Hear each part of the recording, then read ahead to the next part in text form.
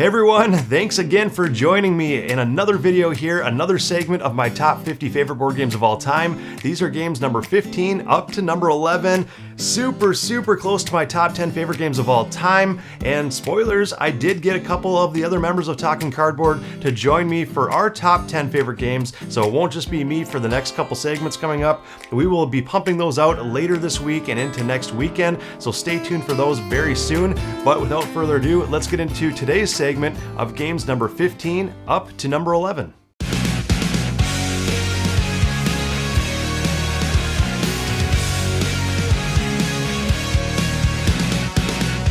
All right, and let's take a look at the list here, starting with game number 15. Brand new to the list, and I would say this is the newest game to the list. Just came out, just released to backers. It really surprised the heck out of me just playing the game right off the bat, and some of the Kickstarter backers don't even have this in their hands yet, but I was lucky enough to get to play this game with Adam from our gaming group because he had received the game either on time or somewhat earlier than some of the other backers, and this game is The Great Wall. Wow, did this game surprise the heck out of me. The Great Wall is just fantastic. It's a semi-cooperative game. I typically am not a huge fan of semi-cooperative games because they tend not to work one way or the other. Usually fully cooperative or fully competitive is the only way you can go, but in the Great Wall, it just works so smoothly, it works so well. You have this giant board in the center of the table, and one half of the board is just this really fun strategic worker placement that you're gathering resources to do different things with. You are mustering up troops to send them to the Great Wall to fend off these hordes of invaders and these hordes of people that are coming and trying to break through the wall. So then in the top half of the board, those horde cards are getting flipped over, and that will tell you what kind of troops are trying to invade and trying to break through your wall. And the better player who can defend the wall the best gets more victory points for that, and by the end of the game, whoever has the most points wins. But it's just a mesh of all these different really cool worker placement and sending out troops mechanisms that just gel so well together. Another thing that's really cool is you have this general card and then an advisor card that you start the game with, and both of those have asymmetric player powers that give you a feeling that you're completely different than any of your other opponents. You can also buy some additional advisor cards that you can add underneath your general to make your general more powerful throughout the game, or choose to not add it underneath your general and just add it as an additional advisor for a special in-game ability that you get for the rest of the game. So you can really add more and more special abilities in front of you that just make you feel even all that more powerful, or you can flip them face down and slide them underneath your general to make your general feel more and more powerful throughout the game. And there's really that sense of progression and sense of impending doom as these hordes of people are just invading the wall, and there's a lot of pressure on the wall. And it's cool too because you can, depending on where your opponents place their troops on the wall to defend against it, you might not want to help them out, because if the invaders are able to get over the wall and come into the city, you can give your opponents some negative points for not doing their jobs very well, where you can focus maybe some of your troops on other parts of the wall to defend the other sections better to get points. So it's kind of that, hey, can you help me out over here? Sure, I guess I will, because it will help me. But then some instances in the game, it might make more sense not to help out your opponents to try to get the advantage over them in that way. So that is The Great Wall. Okay, and number 14 on the list was number 18 last year, so staying really strong like a lot of my games here on the list. Just love the heck out of this game. It came out last year, it debuted on the list last year for the very first time at number 18, so it has been climbing, and I think it has the opportunity or the chance to climb even higher when the new expansion comes out, which I have not been able to get my hands on yet, but this game is The Lost Ruins of Arnak. If you are looking for an awesome Indiana Jones style thematic game that brings deck building and worker placement and mixes those mechanisms really well together, then this game would be for you. In The Lost Ruins of Arnak, like I said, you are deck building. You're adding cards to your deck to try to make your deck better in various ways. You have these different tools cards, you have different artifact cards that you can add that give you special abilities and different effects throughout the game. And you're sending out your explorers to different sections of the board to explore these different regions to try to find these temples. And when you you explore these temples, these guardians come out to guard the temples, and that might generate some fear cards to add to your deck, and fear cards are never a good thing. Fear just clogs up your deck and give you negative points at the end of the game, so eventually you want to try to get rid of your fear when you can, but the Guardians are just a really cool twist to this game. Basically, the temples add these variable worker placement spots that give you these basically these other places to send your workers to throughout the game, and once you discover a temple, that temple is uncovered for the rest of the game. So you're opening up these various worker placement spots that give you these different abilities, but you have these Guardians that are guarding them. You can try to overcome the Guardians and beat them to give you these in-game effects and a bonus 5 points for each Guardian you defeated by the end of the game. But it's really cool because you can choose not to defeat the Guardian and just take some fear cards to your deck, maybe just to get that really good special ability at the worker placement spot.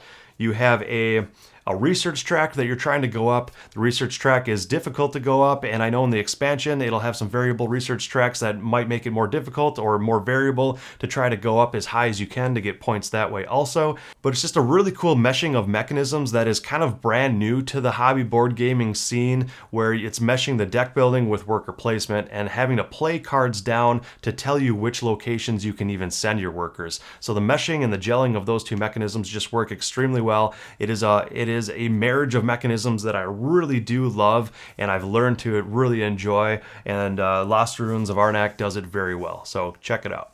All right, and my number 13 game this year was number 10 last year, so just falling just outside my top 10 favorite games, but number 13 is obviously still a great position, and this game is Broom Service.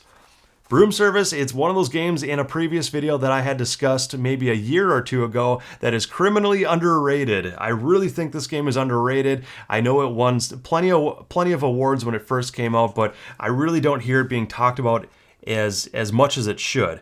So Broom Service, just an awesome game. The main way that this game is played, or I guess the main overlooking view of it, is you're trying to send your witches around the board to collect these different colored potions and deliver them to these different towers. And the better you can deliver them to these different towers at different locations, the more points you get. So it's got a lot of pick up and deliver to it, but the coolest thing about it is that you have this hand of cards. Everybody has the same hand of cards at the beginning of every round, and you choose 3 of those cards, or I think typically it's about 3 of those cards to use for that round. Other people might choose the same cards to their hand for that round.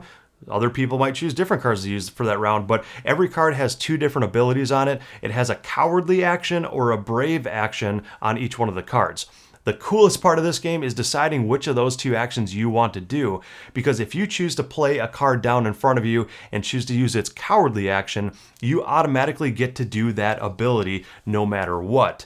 But if you choose the brave action, it is a similar action to the cowardly action, but much better. But the thing of it is that if you choose brave and somebody else around the table, at least one other person, if they chose to keep that same card in their hand and play it on that same turn, and they choose brave, then you don't get to do anything on your card, because now they are the brave person, they are the brave witch, they get to do that action and you don't. But then another person who chose that same card could choose brave, and now both me and my other opponent to the left of me don't get to do that, because it's whoever chose that card to do the brave action on that card last is who gets to do it.